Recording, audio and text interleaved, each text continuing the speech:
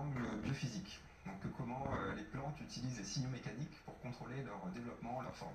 Le genre de question qu'on se pose, c'est pourquoi les feuilles sont plates. Hein. Ouais, c'est juste pour dire. Donc c'est vraiment de la biophysique de base.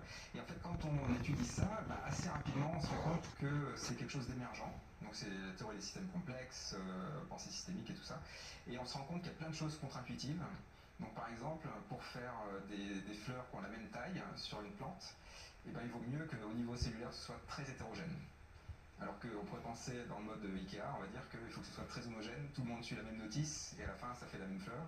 C'est le contraire dans le vivant, c'est très hétérogène, très erratique on va dire, et ça produit de la reproductibilité des formes à la fin. Et donc cette idée de biologie là, j'ai fini par en parler en dehors du labo, notamment auprès des collectivités territoriales, des entreprises, des associations, parce que derrière, il y a l'idée que pour faire des choses robustes, donc stables malgré les fluctuations, il faut des contre-performances. En fait, c'est que la robustesse, c'est du jeu dans les rouages, quoi.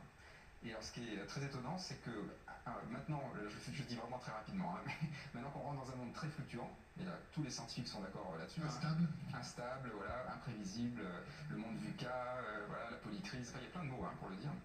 Tout le monde est d'accord, hein, le GIEC, l'IPBES, tout le monde, la CIA, l'OCDE, le Forum économique mondial, tout le monde est d'accord. Dans un monde fluctuant, on doit être robuste. Vous avez lu le rapport de la CIA ?